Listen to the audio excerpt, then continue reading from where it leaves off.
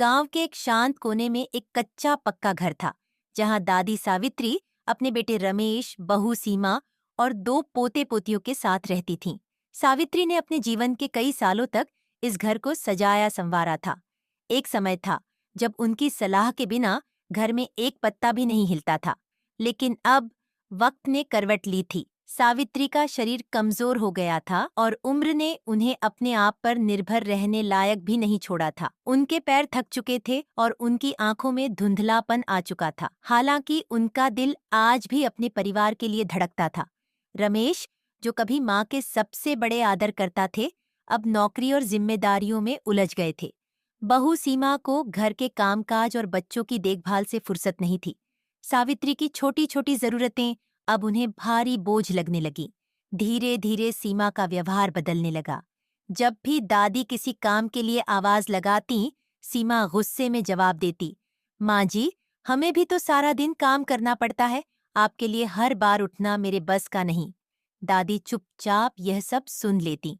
एक दिन दादी की दवा खत्म हो गई। उन्होंने सीमा से कहा, बहू, रमेश को बोल देना कि मेरी दवा ले आए। लेकिन सीमा ने बात को टाल दिया। 2 दिन तक दादी बिना दवा के रहीं। उनकी हालत बिगड़ने लगी, लेकिन किसी ने ध्यान नहीं दिया। घर में एकमात्र व्यक्ति जो दादी को समझता था, वह उनका पोता रोहन था। 9 साल का रोहन अक्सर अपनी दादी के पास बैठकर उनकी कहानियां सुनता और उनकी मदद करता। एक दिन उसने देखा कि दादी ने खाना नहीं खाया। उसने माँ से पूछा, माँ, दादी ने खाना क्यों नहीं खाया? सीमा ने गुस्से में कहा, उनसे पूछो, मुझे क्या पता।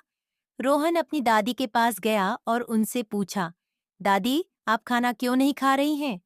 दादी ने धीरे से कहा, कुछ नहीं बेटा, बस भूख नहीं है। लेकिन रोहन को समझ आ गया कि बात कुछ और है। अगले दिन स्कूल में रोहन ने अपनी अध्यापिका से दादी की हालत के बारे में बात की। उसकी अध्यापिका मीना मैम एक संवेदनशील महिला थीं। उन्होंने तुरंत एक समाज सेवी संस्था को इस बारे में बताया। उस शाम संस्था के लोग रमेश के घर पहुंचे। उन्होंने रमेश और सीमा को समझाया, बुजुर्गों की सेवा करना न केवल हमारी जिम्मेदारी है, बल्कि यह एक कर्तव्य भी है। उनकी जरूरतें बहुत छोटी होती हैं, लेकिन वे हमें जीवन के बड़े सबक सिखाते हैं। अगर आज आप उनकी परवाह नहीं करेंगे, तो कल आपके बच्चे भी आपके लिए ऐसा ही करेंगे। रमेश और सीमा को अपनी गलती का एहसास हुआ। उन्होंने दादी से माफी मांगी और उनके लिए बेहतर देखभाल करने का वादा किया। अब घर का माहौल बदल गया था। रमेश और सीमा ने दादी के खाने पीने और दवाइयों का ध्यान रखना शुरू कर दिया। रोहन और उसकी बहन अब हर रोज अपनी दादी के पास बैठकर उनसे कहानियां सुनते। सावित्री के चेहरे पर खोई हुई मुस्कान वापस आ गई थी।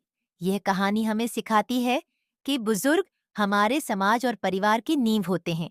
उनकी देखभाल करना न केवल हमारा नैतिक कर्तव्य है, बल्कि यह हमारे अपने भविष्य को भी बेहतर बनाने का एक माध्यम है।